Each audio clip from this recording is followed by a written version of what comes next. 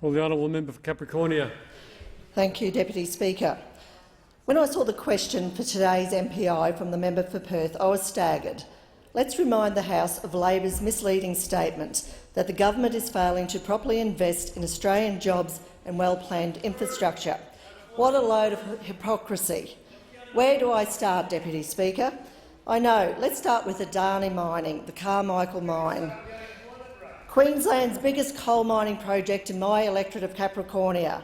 Our government supports this project, which would create over 10,000 jobs. That's 10,000 construction jobs followed by ongoing operational jobs.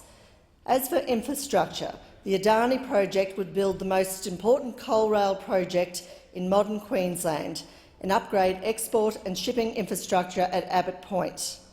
This project is worth $20 billion to Queensland, but it is under threat, not from our government, Deputy Speaker, but from Labor over there and their Green mates.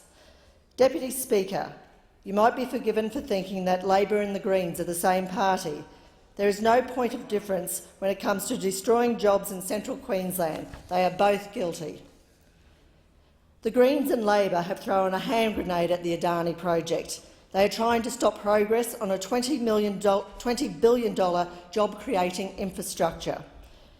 The Greens have no policy on job creation or on funding welfare or pensions for that matter, but they thought it was a good idea to stop the Adani project by taking court action, and Labor has been noticed in their silence. As the Prime Minister indicated yesterday, Adani needs to go ahead. We want it to go ahead. This project creates the exact thing that Labor is criticising us for today, and that is significant jobs and significant infrastructure. If Labor and the Greens were serious about the jobs of mining families in Central Queensland, they would get out of the way and let Adani move forward. The tragedy about this is the Labor Party in Queensland provided $50,000 to the very Green group that took the current court action to directly halt the project. You heard me correctly. Labor in this country is funding the Greens to stop the development of important job-creating infrastructure in Capricornia. Labor was also the party that introduced 100% fly-in, fly-out contracts to Central Queensland coal mines. Labor's 100% FIFO contracts have obliterated local towns like Moranbah, Dysart and Nebo. We in the National Party believe that the Labor's practice of 100% FIFO workforces, which shut local workers out of local coal mines, amounts to geographic discrimination. In contrast, the National Party is also committed to investing in infrastructure projects in Central Queensland to provide hundreds of jobs.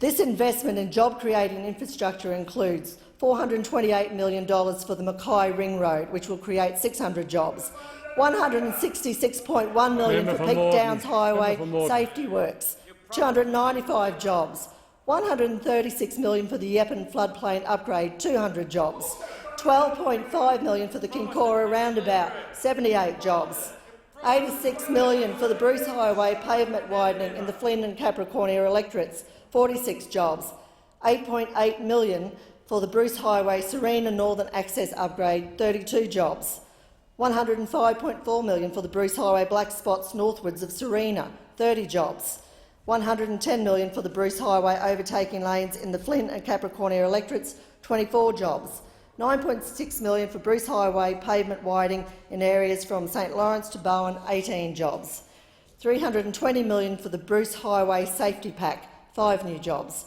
$46 million for the Roads to Recovery and black spot funding to local councils, dozens of local jobs, and $115 million to local councils for local roads and streets under the Roads to Recovery program.